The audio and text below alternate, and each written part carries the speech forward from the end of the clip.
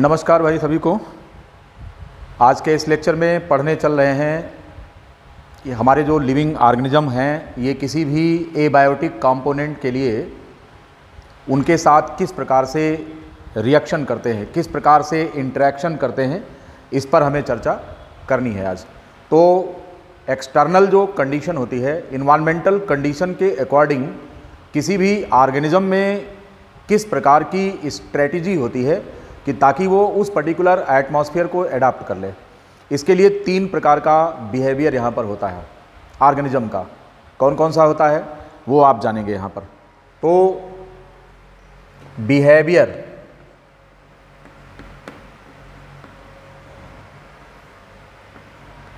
Of the living organism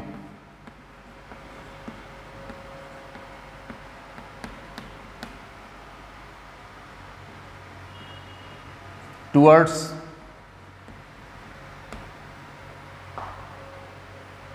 surrounding,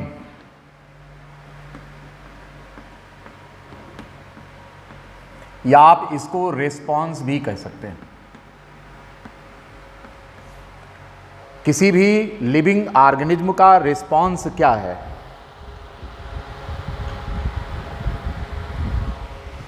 what is the response of any living organism towards a particular external condition? तो इस आधार पर कोई भी living organism 3 category में आता है। इनमें से जो पहली कैटेगरी है, मैंने आपको शुरू में ही बताया था कि पहली कैटेगरी होती है रेगुलेटर्स होते हैं ये। जो दूसरी कैटेगरी होती है ये कन्फर्मर्स होते हैं, और जो तीसरी कैटेगरी होती है इनको हम पार्शियल रेगुलेटर कहते हैं। पार्शियल रेगुलेटर्स इस तरह से अगर हम देखें तो इसमें ये 3 तरीके का रिस्पांस किसी भी लिविंग ऑर्गेनिज्म का अपने एक्सटर्नल एटमॉस्फेयर के साथ होता है। क्या करने के लिए? ताकि वो उस पर्टिकुलर कंडीशन में, उस पर्टिकुलर इन्वायरमेंट में अपने आप को सही से एडाप्ट कर ले जाए, एडजस्ट कर ले जाए, ताकि वहाँ रह सके। तो इस प्रकार से किसी भी लिविंग ऑर्गेनिज्म का अपने एक्सटर्नल मीडियम के प्रति जो रिस्पांस होता है वो 3 तरीके का होता है। एक, या तो वो रेगुलेटर होगा, या फिर वो कन्फर्मर होगा, या फिर वो पार्शियल रेगुलेटर होगा। इस चीज़ को हम इस तरीके से समझ सकते हैं। आपकी एनसीईआरटी का ये डायग्राम है, यहाँ पर लिखा गया है एक्सटर्नल कंडीशन,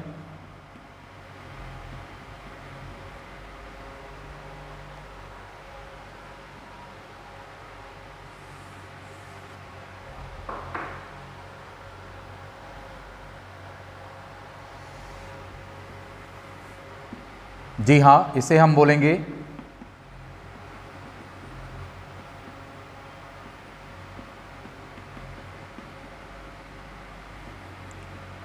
एक्सटर्नल कंडीशन, और हम इसे बोलते हैं इंटरनल।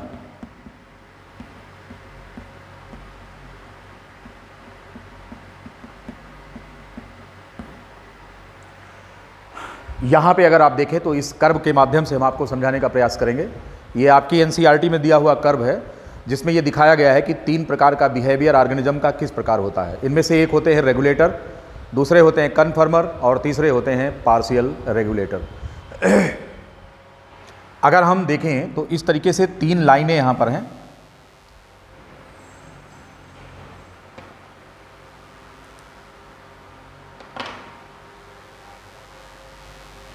इसमें एक लाइन ये दिखाई गई है,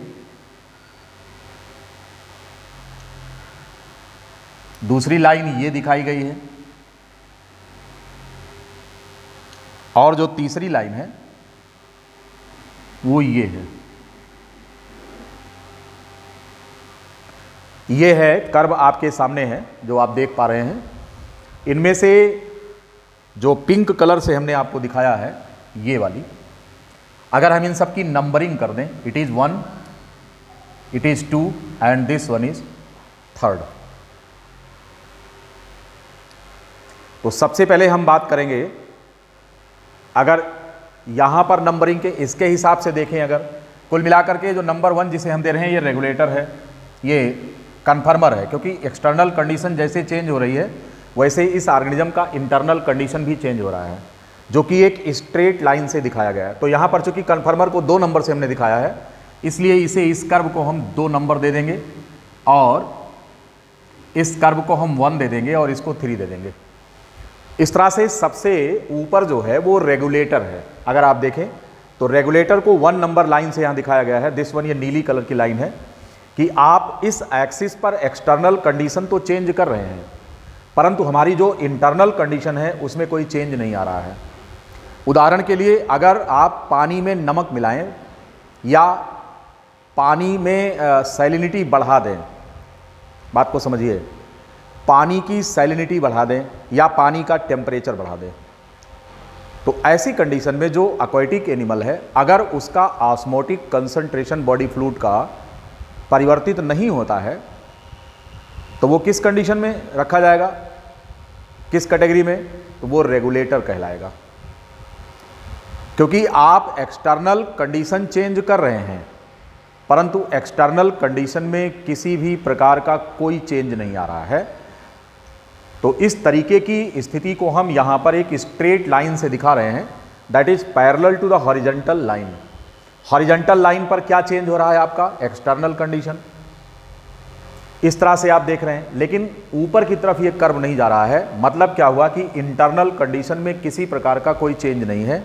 ऐसे ऑर्गेनिज्म क्या कहलाते हैं, these are known as regulators. और रेगुलेटर कौन है, इनके बारे में हम चर्चा कर चुके हैं। मोस्ट जो है पॉपुलर एग्जाम्पल जो है वो मैमल्स का है और बर्ड का है।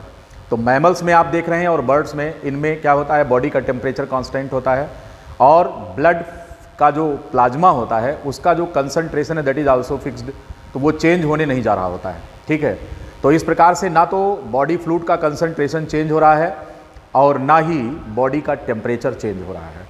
ऐसे ऑर्गेनिजम्स रेगुलेटर होते हैं और इसके लिए वो निश्चित रूप से कोई ना कोई मैकेनिज्म अपनी बॉडी के अंदर डेवलप करते हैं ताकि उनकी बॉडी का टेम्परेचर भी कांस्टेंट रहे और उनके बॉडी फ्लूइड का कंसंट्रेशन भी फिक्स रहे, ये कभी चेंज ना हो। इतनी बात अगर आप समझ गए हो तो ये कर्व नंबर 1 है, that is expressing here regulators. अब आइए और कर्व नंबर 2 की बात करें, कन्फर्मर्स। तो यहाँ पे आप देख रहे हैं कि इसको हमने रेड कलर या पिंक कलर की लाइन आपको दिख रही होगी। ये आप देखें अगर सीधा जो स्ट्रेट लाइन है तो ये किसको रिप्रेजेंट कर रहा है, ये कन्फर्मर्स होते हैं कि एक्सटर्नल कंडीशन में जैसे जैसे आप चेंज करेंगे वैसे वैसे क्या होगा कि इंटरनल कंडीशन उसके साथ एडजस्टमेंट बैठा लेगा। अगर आप बॉडी फ्लूइड का एक्सटर्नल मीडियम यानी पानी का उसकी सैलिनिटी बढ़ाते हैं तो ऐसे ऑर्गेनिजम्स अपनी बॉडी के अंदर साल्ट स्टोर करने लगते हैं। क्या स्टोर करते हैं, साल्ट स्टोर करने लगते हैं अपनी बॉडी के अंदर, ताकि उनके शरीर का जो बॉडी फ्लूइड है उसका कंसंट्रेशन वही हो जाए जो कि एक्सटर्नल मीडियम का है, जिससे क्या होगा, ना पानी शरीर के अंदर आए और ना अंदर से शरीर से पानी बाहर जाए।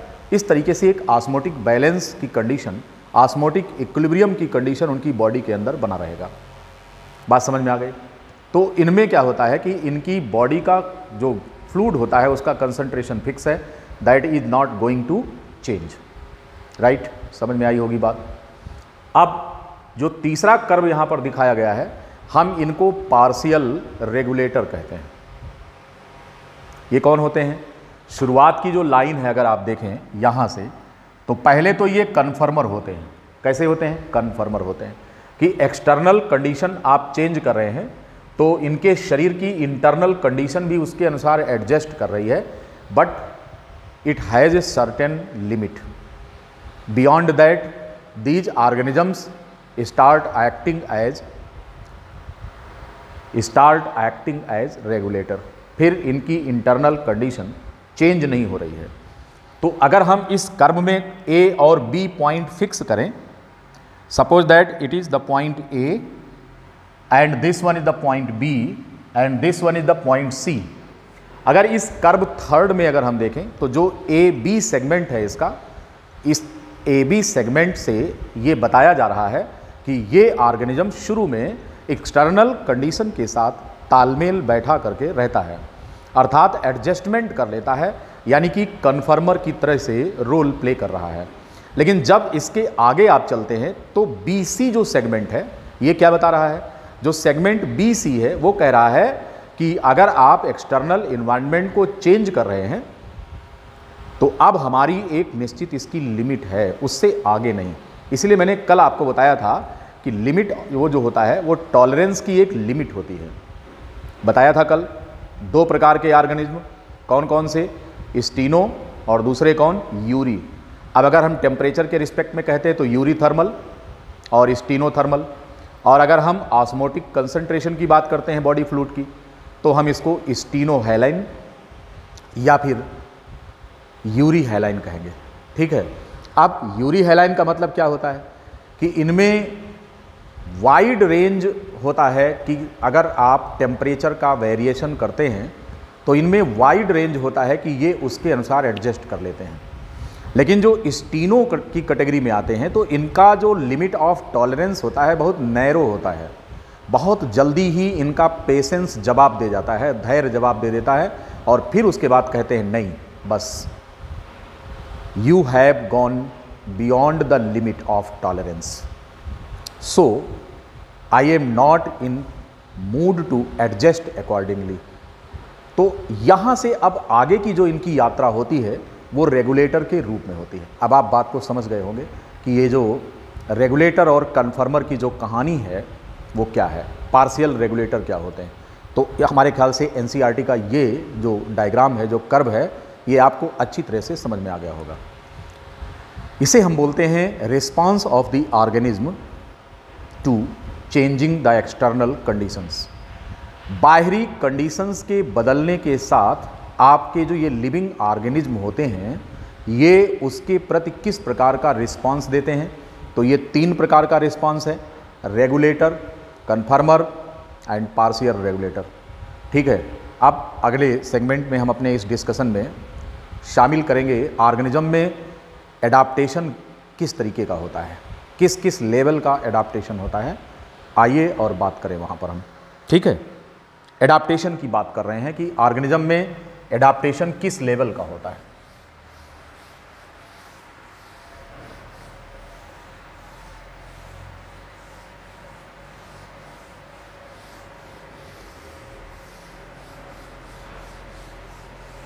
किसी भी ऑर्गेनिज्म का एडाप्टेशन पढ़ने के पहले हमको ये जानना चाहिए कि उसका हैबिट और हैबिटेट कैसा है, मतलब कि उसका आवास और प्रवास कैसा है, वो किस तरीके के एटमॉस्फेयर में रहता है, किस प्रकार का जीवन गुजार रहा है।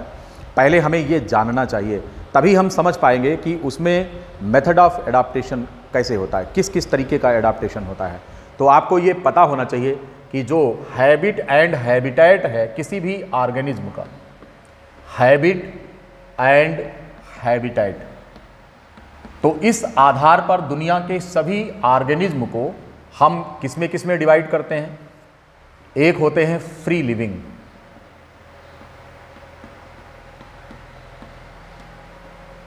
हैबिट एंड हैबिटेट के आधार पर दुनिया के सभी ऑर्गेनिज्म की पहली जो कैटेगरी है वो है फ्री लिविंग की। अब अगर ये फ्री लिविंग है तो फ्री लिविंग में इनका आवास प्रवास कैसा हो सकता है। तो कह रहे हैं कि एयर में पाए जाते हैं, हवा में। हम क्या बोलते हैं इसको, एरियल एडाप्टेशन इनमें पाया जाता है। कैसा एडाप्टेशन होगा, ऐसे ऑर्गेनिज्म में एरियल एडाप्टेशन होगा।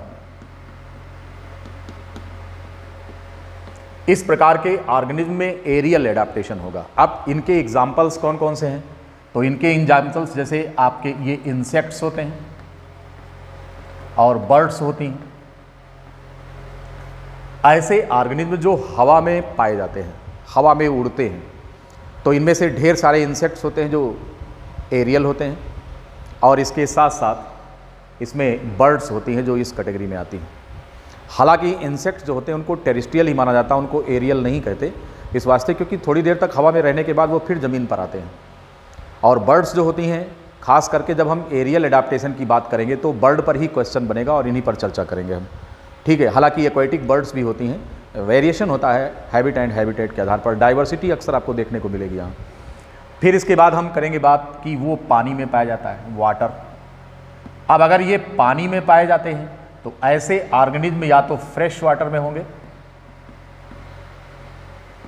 फ्रेश वाटर बॉडी में होंगे, और या फिर ये मैरीन होंगे। अगर ये मैरीन है तो ऐसे जीवों को समुद्री जीव कहा जाता है, ठीक है। और अगर ये फ्रेश वाटर हैं तो ये पॉन्ड्स में होंगे, रिवर में होंगे, लेक में होंगे,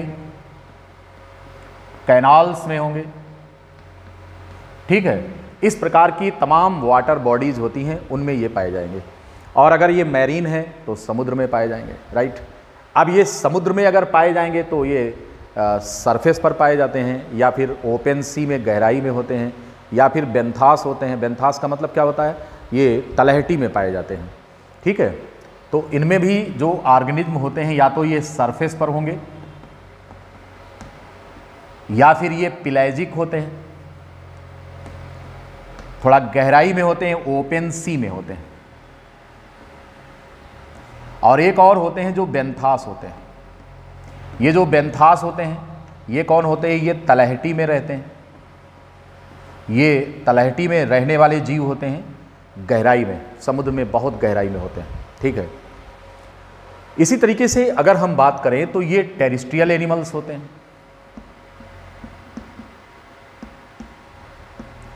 ये जो टेरेस्ट्रियल एनिमल्स होते हैं ये ज़मीन पर पाए जाते हैं। जो ज़मीन पर पाए जाते हैं ये विशेष प्रकार के इनमें एडाप्टेशंस होते हैं। कुछ ऐसे होते हैं जो कर्सोरियल होते हैं, कुछ ऐसे होते हैं जो फोसोरियल होते हैं, ठीक है, कर्सोरियल। और कौन होते हैं, और आर्बोरियल होते हैं। इस तरह से जो टेरेस्ट्रियल अर्थात ज़मीन पर पाए जाने वाले एनिमल्स होते हैं तो इनमें डिफरेंट लेवल का एडाप्टेशन होता है। तो ये कर्सोरियल ऐसे एनिमल होते हैं जो दौड़ने वाले होते हैं, रनर। ये दौड़ने वाले होते हैं, ये रनर्स होते हैं, दौड़ने वाले, दौड़ने वाले होते हैं ये जो फोसोरियल आप देख रहे हैं ये सुरंग बनाने वाले होते हैं, सुरंग बनाने वाले होते हैं। आर्बोरियल जो होते हैं ये पेड़ पर चढ़ने वाले होते हैं, दौड़कर पेड़ पर चढ़ने वाले।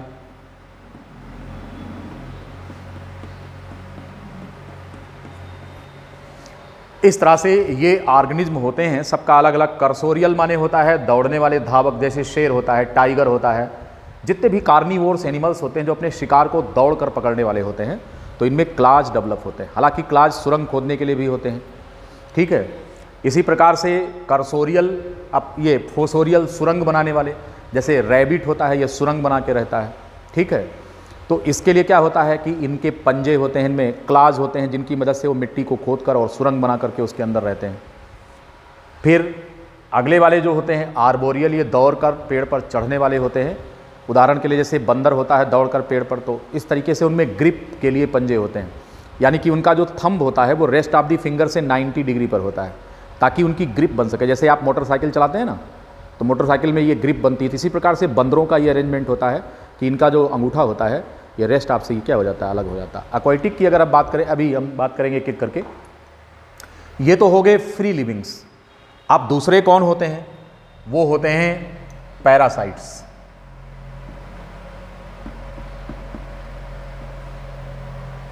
अब आपको मालूम है कि ये जो पैरासाइट्स होते हैं, अभी हम पॉपुलेशन इंटरेक्शन में इसको पढ़ाएंगे कि पैरासाइटिज्म क्या होता है। जो पैरासाइट्स होते हैं ये कौन से हैं, ये दूसरे ऑर्गेनिज्म की बॉडी पर रहते हैं या बॉडी के अंदर रहते हैं, और वो जो दूसरा ऑर्गेनिज्म है उसको हम होस्ट कहते हैं, और इन्हें हम क्या कहते हैं, पैरासाइट्स कहते हैं। ऐसे एनिमल्स जो दूसरे एनिमल के शरीर के अंदर या उसके शरीर पर रहते हैं, वहाँ से भोजन प्राप्त करते हैं और बदले में उसे नुकसान पहुंचाते हैं, ये पैरासाइट्स होते हैं। ये जो पैरासाइट्स होते हैं अगर हम देखें तो बेसिकली पैरासाइट्स दो प्रकार के होते हैं। एक होते हैं ऑब्लिगेट पैरासाइट्स होते हैं, और दूसरे होते हैं फैकल्टेटिव। फैकल्टेटिव पैरासाइट्स होते हैं।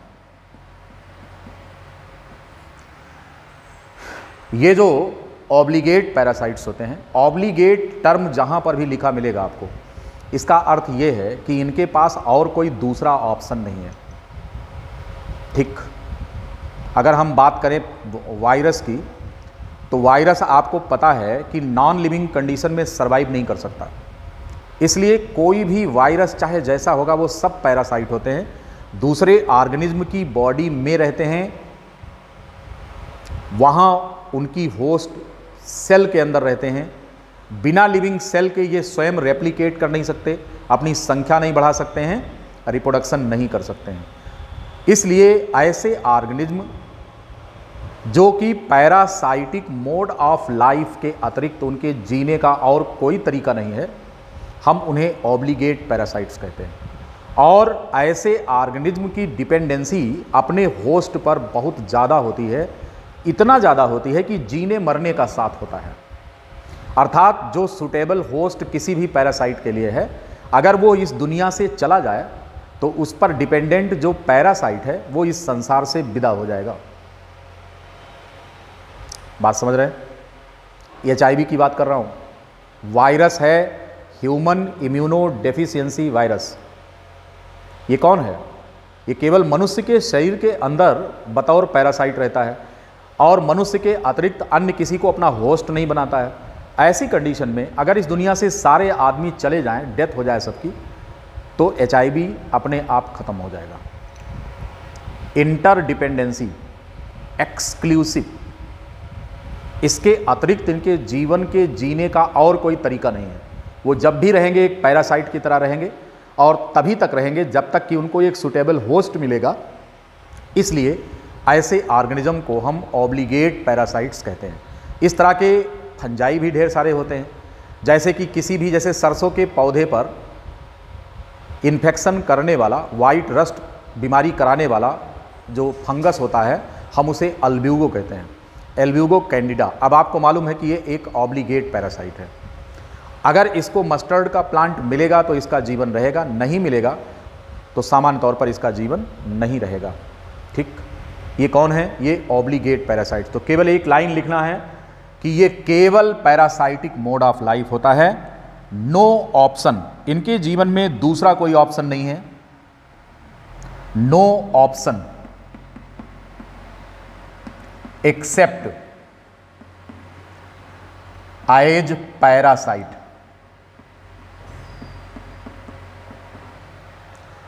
इनके जीवन में और कोई माध्यम नहीं है इनके जीवन के लिए, इनको सरवाइव करने के लिए।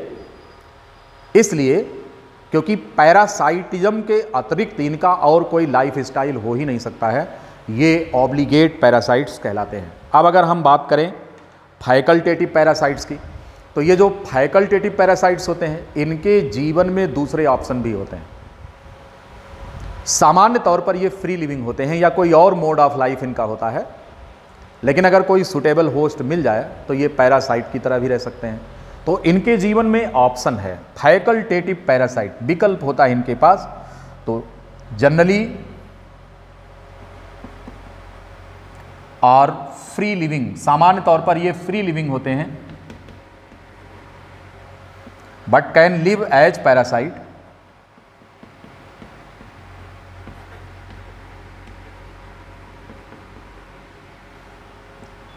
इफ गेट सुटेबल होस्ट,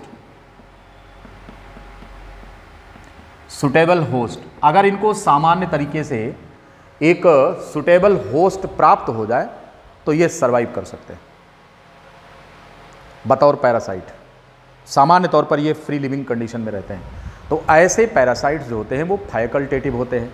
चल रहे थे मोटरसाइकिल से और रास्ते में कार मिल गई तो मोटरसाइकिल किनारे खड़ी करके कार से चल दिए। ठीक है, ट्रेन से चल रहे थे, एरोप्लेन की व्यवस्था, ट्रेन छोड़ दिया, एरोप्लेन पर बैठ करके और फुर्र हो गए। ये क्या है? उनके पास जब अच्छा विकल्प मिल जाएगा तो वो उसको ले लेंगे। इस प्रकार से जिनके जीवन की स्टाइल ऐसी है कि हमेशा वो विकल्प की तलाश में होते हैं, अच्छे विकल्प की तलाश में होते हैं, ऐसे ऑर्गेनिज्म के लिए हम फैकल्टेटिव टर्म यूज करते हैं। फैकल्टेटिव का मतलब organisms having the option other than one option that is available, एक ऑप्शन जो उपलब्ध है उसके अतिरिक्त भी उनके पास कोई दूसरा ऑप्शन होता है, ऐसे ऑर्गेनिज्म को हम फैकल्टेटिव्स की कैटेगरी में रखते हैं। ये बात सबको समझ में आ गई। अब इस तरीके से चूंकि इतना डाइवर्स्ड कंडीशन, अभी पैरासाइट को हम दो तरीके से फिर डिवाइड करते हैं। कौन कौन से होते हैं? एक्टोपैरासाइट्स होते हैं और एंडोपैरासाइट्स होते हैं। ये सब नोट कर लिया होगा। तो आगे हम बात करेंगे कि ये जो पैरासाइट्स हैं ये किस प्रकार के होते हैं। जो पैरासाइट्स हैं ये एंडोपैरासाइट्स भी हो सकते हैं और एक्टोपैरासाइट्स भी हो सकते हैं।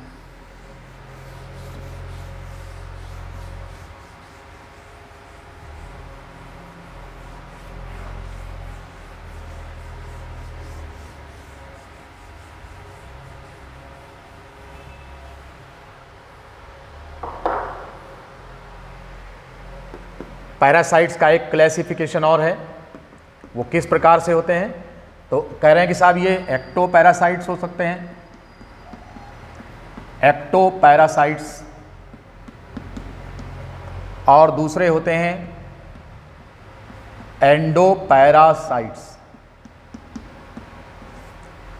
एक्टोपैरासाइट्स जो होते हैं वो किसी भी ऑर्गेनिज्म के होस्ट के शरीर पर रहते हैं, शरीर के अंदर नहीं रहते हैं। तो अगर कोई भी ऑर्गेनिज्म किसी के शरीर पर रहता है तो हम इसे क्या बोलते हैं? It is known as ectoparasite. और अगर वो शरीर के अंदर रहता है, जैसे एस्कैरिस हमारी एलिमेंट्री कैनाल के अंदर रहता है, फैसियोला हिपैटिका हमारे लीवर के अंदर रहता है, तो ये किस प्रकार के पैरासाइट्स हैं? ये एंडोपैरासाइट्स हैं। वहीं पर अगर हम बात करें कि ये जो बेड बग होता है, जो लाइस होता है, जू होता है, वो हमारे शरीर के सरफेस पर होता है, तो ये कौन से होते हैं? ये एक्टोपैरासाइट्स होते हैं। तो इस तरीके से पैरासाइट्स की 4 कैटेगरी हो गई। प्रथम 2 ऑप्शन के आधार पर फैकल्टेटिव और ऑब्लिगेट, और लास्ट के 2 इस आधार पर कि वो शरीर के ऊपर रहते हैं या शरीर के अंदर रहते हैं। तो इस तरीके से अपने अपने जीवन की कला के अनुसार, लाइफ स्टाइल के अनुसार किसी भी ऑर्गेनिज्म में एडाप्टेशन पाया जाता है। ठीक, यहाँ पर हम जो सबसे पहला एडाप्टेशन की बात करने चल रहे हैं वो किसके लिए है? वो अपने मीडियम के कंसंट्रेशन के लिए है। मतलब कि वो जो एक्सटर्नल मीडियम है, खास करके जो एक्वाटिक एनिमल्स होते हैं, तो उनके बाहर का जो मीडियम है वो कैसा है, उसका ऑस्मोटिक लेवल कैसा है, और इनकी बॉडी के अंदर का ऑस्मोटिक लेवल कैसा है। तो इस आधार पर कि एक्वाटिक मीडियम में सर्वाइव करने वाले जो ऑर्गेनिज्म हैं वो बेसिकली 2 कैटेगरी में हैं, ऑस्मो कन्फर्मर्स और ऑस्मो रेगुलेटर। हम आपको शुरू में ही बता चुके हैं कि हमारी बॉडी फ्लूइड का कंसंट्रेशन कितना है? 300 मिली ऑस्मोल पर लीटर। तो it will be always constant, it is not going to change at any cost. किसी भी तरीके से ये चेंज नहीं होगा। इसलिए हम लोग किस कैटेगरी में आते हैं? हम लोग रेगुलेटर की कैटेगरी में आते हैं। ठीक है, तो अब हम यहाँ पर, चूंकि सवाल इस पर पूछा जाएगा, तो एक एग्जाम्पल यहाँ पर ऑस्मोटिक कंसंट्रेशन के लिहाज से हम आपसे पूछ रहे हैं। यहाँ पर ये बता रहे हैं आपको, फिश का एग्जाम्पल लेते हैं, और फिश के एग्जाम्पल में एक होता है फ्रेश वाटर में और दूसरा होता है मैरीन। सवाल बहुत पूछते हैं इस पर, इसे समझ लीजिए आप।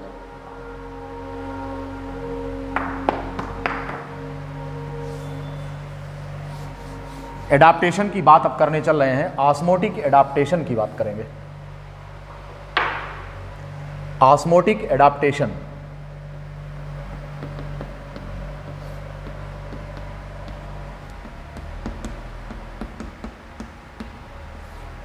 ऑस्मोटिक एडाप्टेशन की बात करेंगे। पहला एग्जांपल यहां पर हम फिश का ले रहे हैं। मछलियां 2 वैरायटी की होती हैं, एक ऐसी हैं जो कि फ्रेश वाटर फिश होती हैं, फ्रेश वाटर फिश, दूसरी ऐसी होती हैं जो मैरीन होती हैं। अगर इनकी बात हम करें, सपोज करिए कि एक मछली ऐसी है जो कहां पर है?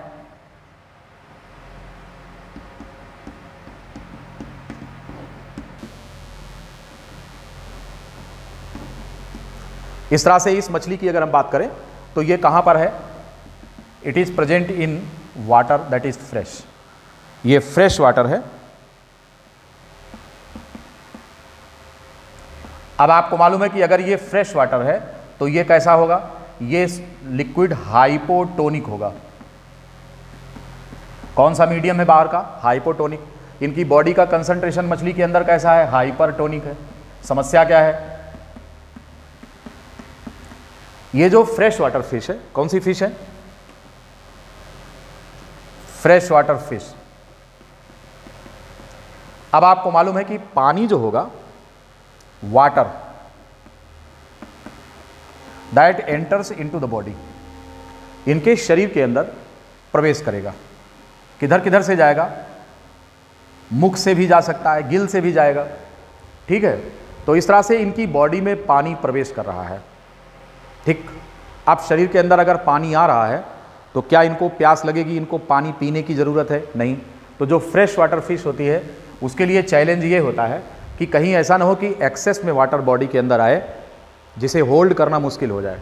तो ऐसी कंडीशन में क्या होगा कि इनमें स्ट्रेटजी कौन सी होती है? जो फ्रेश वाटर फिश होती है वो काम क्या करेगी?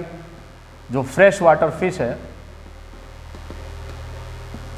स्टॉप ड्रिंकिंग वाटर,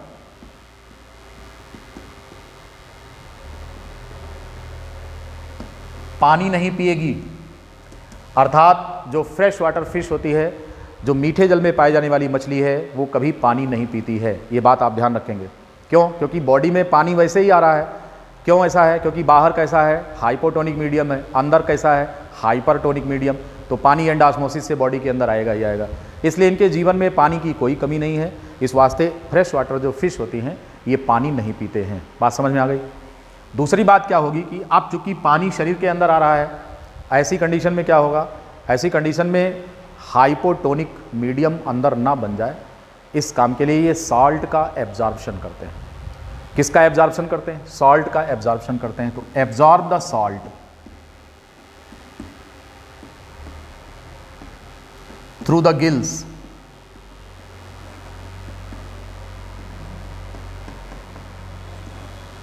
अपनी बॉडी का एक डिजायर्ड ऑस्मोलरिटी मेंटेन करने के लिए, चूंकि पानी शरीर के अंदर बार बार आ रहा है तो कंडीशन ऐसा ना हो जाए कि अंदर सुपर डाइल्यूट हो जाए।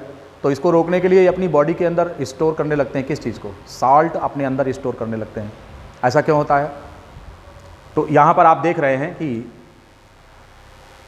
सॉल्ट इसलिए स्टोर कर रहे हैं कि डिजायर ऑस्मोलरिटी अपनी बॉडी के अंदर मेंटेन करें, और इस प्रकार की मछली पानी नहीं पीती है। तो ये दो प्रकार की स्ट्रेटजी है। पानी का जो सॉल्ट का एब्जॉर्प्शन होता है वो गिल्स के थ्रू होता है, और यहाँ पर खास प्रकार की सेल्स होती हैं, इनको आयनोसाइट्स कहा जाता है। गिल्स में विशेष प्रकार की सेल्स होती हैं जिनको हम आयनोसाइट्स कहते हैं।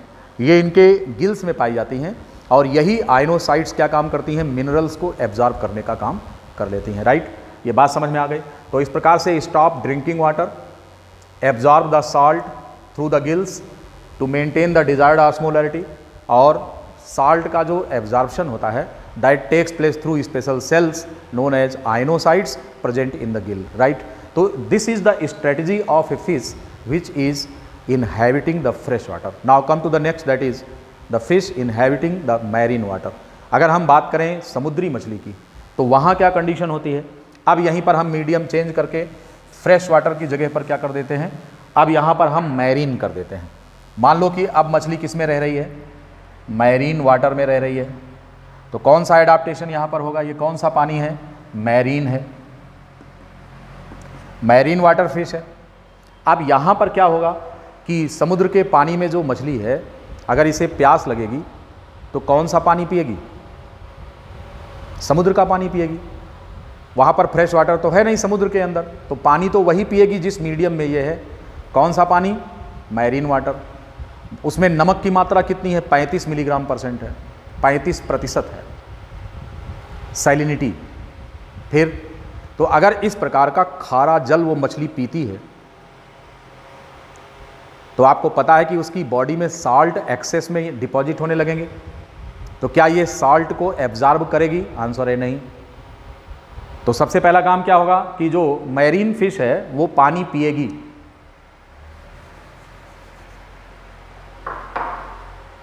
जो मैरीन वाटर है,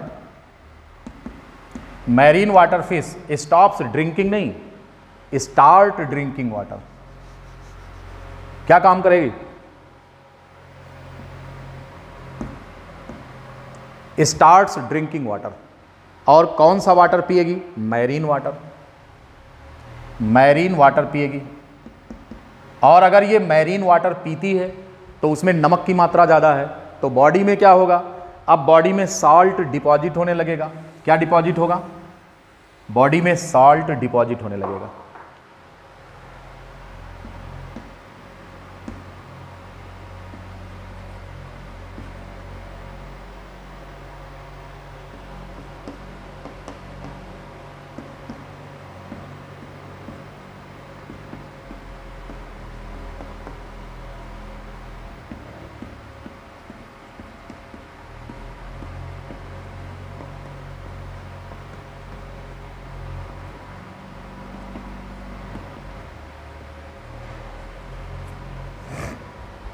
कह रहे हैं कि मछली को प्यास लगेगी, समुद्र का पानी पिएगी। समुद्र के पानी में नमक की मात्रा ज़्यादा है तो बॉडी में नमक का परसेंटेज बढ़ जाएगा। फिर इसे रोकने के लिए एक्सेस में जो सॉल्ट इसकी बॉडी के अंदर डिपॉजिट हो रहा है उसे क्या करेंगे, ये उसको रिलीज करेंगे। तो जो समुद्री पानी में रहने वाली मछली है उसको डिहाइड्रेशन का खतरा है। डिहाइड्रेशन से बचने के लिए पानी पिएगी। पानी के साथ एक्सेस में चूंकि वो समुद्री पानी पी रही है तो नमक बॉडी के अंदर डिपॉजिट होने लगेगा। ऐसी कंडीशन में जो एक्सेस में सॉल्ट बॉडी के अंदर डिपॉजिट हो रहा है इसे बाहर रिमूव करने की ज़रूरत है। आपको पता है कि आपके शरीर के अंदर कोई भी चीज़ अगर एक्सेस में है, खतरनाक है, टॉक्सिक मटेरियल है, तो उसको क्या करना है, उसे बाहर भेजना है।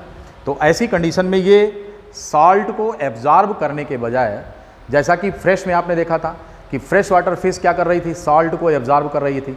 यहाँ पर एब्जॉर्प्शन नहीं होगा बल्कि ये सॉल्ट को एक्सक्रीट करेगी। तो क्या काम होगा, एक्सक्रीट द सॉल्ट्स। अब इसमें जो मोनोवैलेंट होते हैं, जो मोनोवैलेंट आयंस होते हैं थ्रू गिल्स, जो मोनोवैलेंट आयंस होते हैं उनका एक्सक्रीशन गिल्स के थ्रू होता है। मतलब ये हुआ कि यहां पर जो एक्सक्रीशन होगा इनके गिल्स से अब सॉल्ट निकल कर बाहर आएंगे। यहां से बाहर आएंगे। कौन कौन बाहर आएंगे, मोनोवैलेंट आयन, जैसे Na+ है, जैसे Cl- है। इस प्रकार के आयंस जो होते हैं, जो मोनोवैलेंट आयंस होते हैं, वो सब इनके गिल्स से आयनोसाइट्स के द्वारा एक्सक्रीट आउट कर दिए जाते हैं। लेकिन जो डाईवैलेंट आयंस होते हैं वो इसके एनस से निकल कर जाते हैं बाहर, जैसे Mg++ मैग्नीशियम आयन है, कैल्शियम आयन है, सल्फेट आयन है। इस प्रकार के जो डाईवैलेंट आयंस होते हैं वो सब किधर से जाएंगे, वो इनके गिल्स से रिलीज हो जाते हैं। ठीक है, तो इस प्रकार से ये रहा मछली में अपने अंदर के एटमॉस्फेयर को, ऑस्मोटिक सिस्टम को किस प्रकार से रेगुलेट करना है। ये मैंने कहानी आपको समझा दिया इसकी।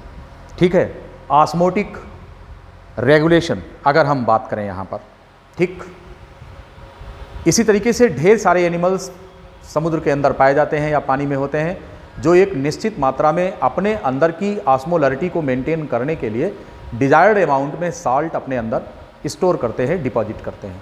ये बात समझ में आ गया, ऑस्मोटिक एडाप्टेशन, अगर वो पानी के अंदर है तो। आइए और दूसरा एडाप्टेशन की हम बात करते हैं, टेम्परेचर की। व्हाट हैपन्स विथ टेम्परेचर, मिटा रहे हैं इसको।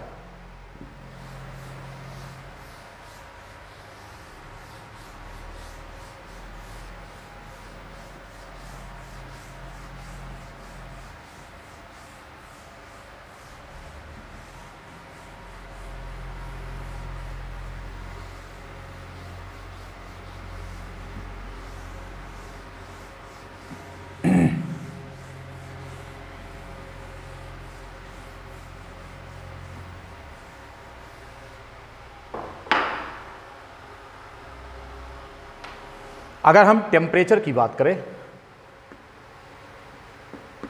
टेम्परेचर के लिए एडाप्टेशन की अगर हम बात करें तो सबसे पहले हम बात कर लेते हैं जो थर्मो रेगुलेटरी एनिमल्स होते हैं। हमने पिछले लेक्चर में बताया था, मैमल्स की बात करें और बर्ड्स की बात करें, ये दोनों कौन होते हैं, ये एंडोथर्मिक एनिमल होते हैं। एंडोथर्मिक एनिमल्स होते हैं ये।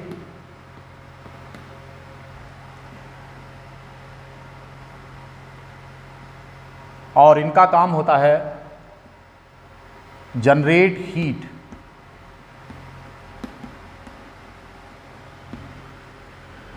यूजिंग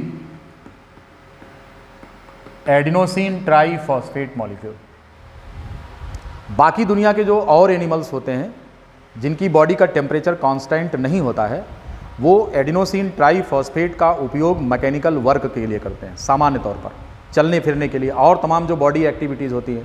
लेकिन जो मैमल्स होते हैं इनमें क्या कहानी होती है, जो मैमल्स होते हैं इनकी कंडीशन ये होती है कि ये अपने शरीर के अंदर एडिनोसिन ट्राइफॉस्फेट का एक उपयोग तो मैकेनिकल वर्क करने में करते हैं, आने और जाने में मूवमेंट के लिए करते हैं, और दूसरा इस्तेमाल करते हैं हीट जनरेट करके अपनी बॉडी का टेम्परेचर मेंटेन करते हैं, लेकिन दूसरे ऑर्गेनिज्म जो होते हैं उनमें केवल एक ही यूज होता है। तो इस प्रकार से अगर बॉडी के अंदर एडिनोसिन ट्राइफॉस्फेट का यूज करके हीट जनरेट हो रही हो, so that to maintain the temperature, it is known as endothermy and the animals doing so known as endothermic animal. बहुत इंपॉर्टेंट है, आपसे अगर इस प्रकार का सवाल पूछा जाए तो आपको ये बताना है कि अपनी बॉडी का टेम्परेचर मेंटेन करने के लिए मैमल्स और बर्ड इन दोनों में एंडोथर्मी पाई जाती है। यहाँ पर क्या होता है कि बॉडी का टेम्परेचर रेगुलेट करने के लिए जो थर्मो रेगुलेटिंग सेंटर होता है, कहाँ स्थित होता है? थर्मो रेगुलेटरी सेंटर कहाँ पर होता है? It is situated in the hypothalamus. कहाँ स्थित है? It is present in hypothalamus part of the brain, thermo regulatory centre. ठीक है। सर्दी के दिनों में क्या होता है?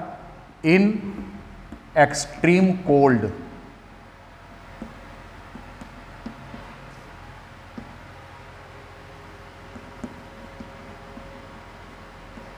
Body is kept rounded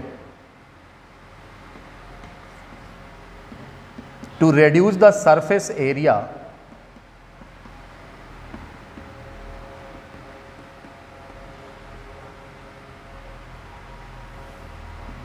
to reduce loss of what? Reduce the loss of heat। ये अपने शरीर को राउंड अप करके, यानी कि आपने सर्दी के दिनों में बकरी को आपने देखा होगा कि वो अपनी रीढ़ को ऐसे ऊपर उठा करके एलिवेटेड करके ऐसे बॉडी को क्या कर लेती है, ऐसे गोल करने का प्रयास करती है।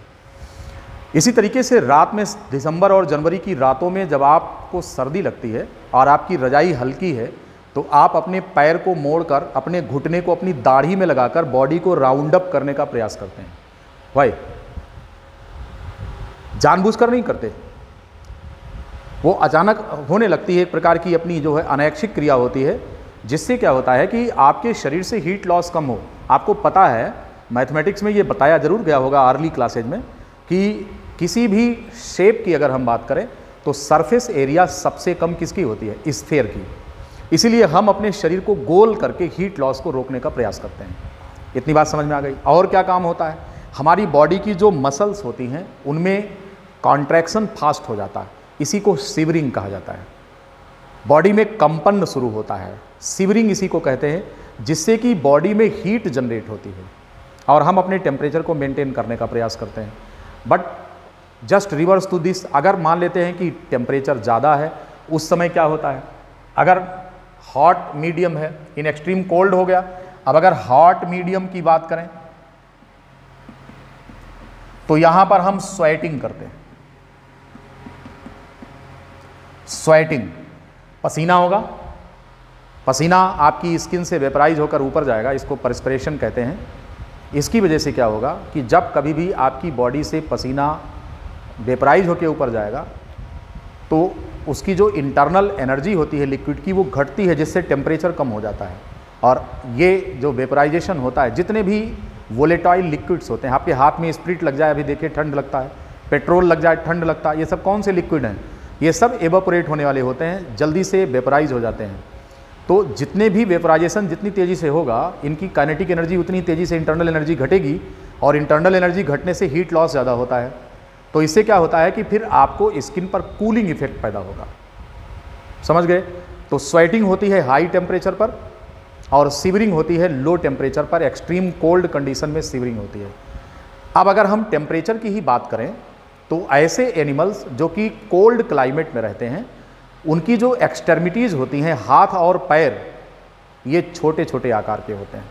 उनके जो लिम्स होते हैं वो छोटे होते हैं। किसके? जो एक्सट्रीम कोल्ड क्लाइमेट में रहते हैं। इसको हम एलेंस रूल कहते हैं। सवाल इस पर पूछा जाता है, आप नोट कर लेंगे। एलेंस rule,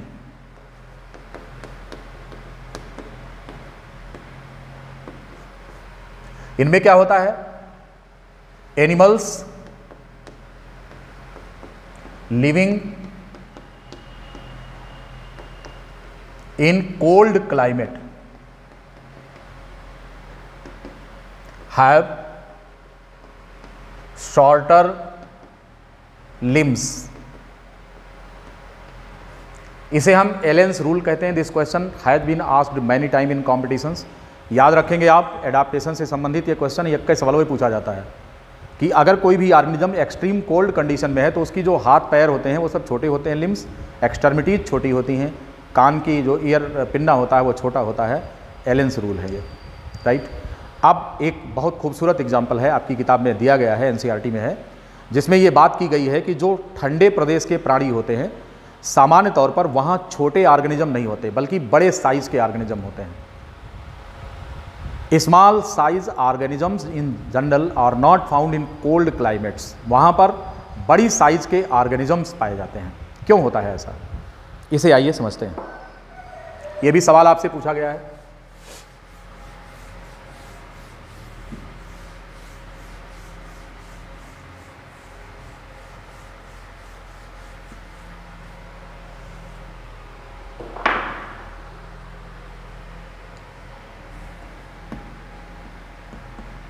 small size animals are not found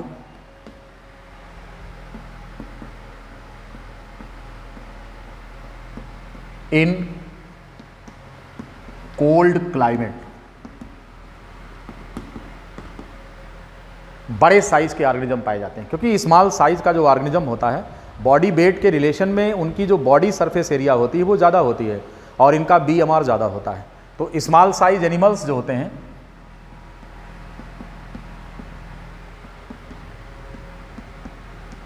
have greater BMR and heat loss is greater.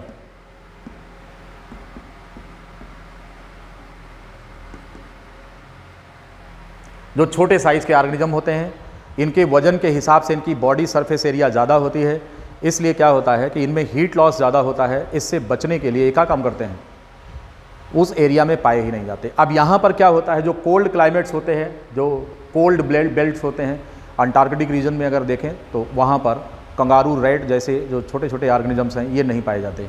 चूहा नहीं पाया जाएगा, वहाँ पर पोलर बियर्स पाए जाते हैं। ठीक है, हैवी साइज के जो एनिमल्स होते हैं, large size organisms, large size animals have greater body weight than the surface area. Body surface area से इनका वजन ज़्यादा होता है, इसलिए BMR जो होता है क्या होगा, इनका जो BMR होता है वो लो होता है, तो हीट लॉस कम होगा। इसीलिए बड़े साइज के जो ऑर्गेनिजम्स होते हैं इस बेल्ट में पाए जाते हैं, राइट। याद रखना कि जो बड़े साइज के ऐसे एनिमल्स जिनकी बॉडी का आकार बड़ा होता है वो सब इस प्रकार के बेल्ट में पाए जाते हैं। बॉडी की साइज जो होती है वो बड़ी होती है। बात समझ गए होंगे आप, ठीक। ये सवाल पूछा जाएगा आपसे। अब इसके बाद आइए और हाई एल्टीट्यूड पर एडाप्टेशन आपसे पूछा जाएगा। बहुत इंपॉर्टेंट है कि जब आप पहाड़ों पर जाते हैं हाई एल्टीट्यूड, तो एल्टीट्यूड पर क्या होता है, प्रॉब्लम होती है, इसको एल्टीट्यूड सिकनेस कहते हैं। जरा उसे समझिए।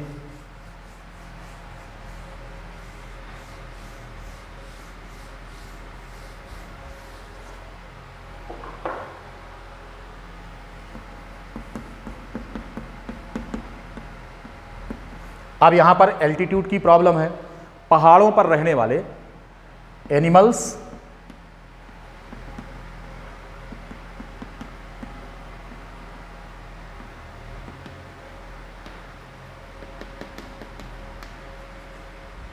अगर हम बात करें कि ये पहाड़ पर रहने वाले हैं, फील एल्टीट्यूड सिकनेस।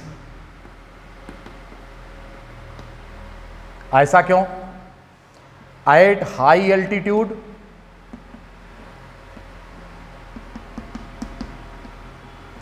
जो पार्शियल प्रेशर ऑक्सीजन है वो क्या होता है, इट इज लो। ऑक्सीजन की कमी है वहां पर ऊपर। अब इसे प्राप्त करने के लिए आपके शरीर के अंदर आरबीसीज बढ़ेंगी आरबीसीज बढ़ेंगी तो ब्लड में हीमोग्लोबिन का परसेंटेज बढ़ जाएगा। ऐसी कंडीशन में क्या होगा कि अगर लो पार्शियल प्रेशर ऑक्सीजन है तो इससे क्या होगा कि किडनी जो है रिलीज एक हार्मोन निकालते हैं जिसका नाम होता है एरिथ्रोपोएटिन हार्मोन। ये क्या काम करेगा? Increases the rate of erythropoiesis.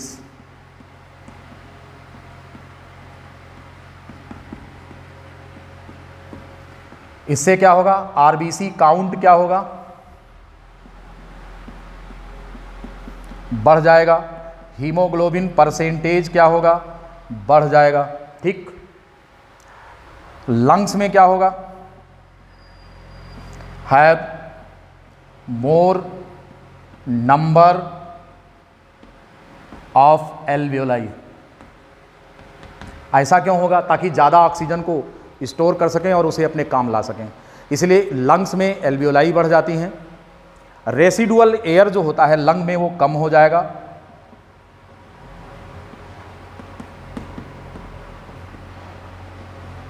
ये घट जाएगा। फेफड़े में कोई भी एयर ऐसी नहीं होगी जिसको हम स्टोर करें हमारे काम ना आवे, इसीलिए रेसिडुअल एयर कम हो जाएगी। ज़्यादा से ज़्यादा हम उसको यूज करने का प्रयास करेंगे। आरबीसी काउंट बढ़ जाएगा, हीमोग्लोबिन का परसेंटेज बढ़ जाएगा, ब्रीथिंग रेट फास्ट हो जाएगी।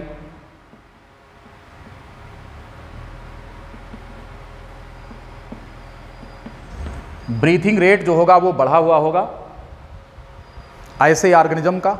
और क्या होता है? इनका सिर भारी रहेगा, हेडेक होगा, नाउजिया होगी, वॉमिटिंग फील होगी शुरू में अगर आप जाएंगे पहाड़ों पर तो इसे हम बोलते हैं एल्टीट्यूड सिकनेस। ठीक। एडाप्टेशन अभी रह गया है। लेक्चर हमारा ये कंप्लीट होने जा रहा है। अपने अगले लेक्चर में हम बात करेंगे कि डेप्थ में अगर जाते हैं समुद्र की गहराई में तो किस प्रकार का एडाप्टेशन होगा। इसके साथ साथ कुछ और बातें करेंगे, फिर हम पॉपुलेशन के फीचर्स पर आएंगे। राइट। आज के इस लेक्चर में इतना ही। उम्मीद करते हैं कि ये समझ में आया होगा आपको, और अपने अगले लेक्चर में हम आपको एडाप्टेशन के जस्ट इसके आगे की कहानी समझाएंगे। ठीक है। Okay, take care.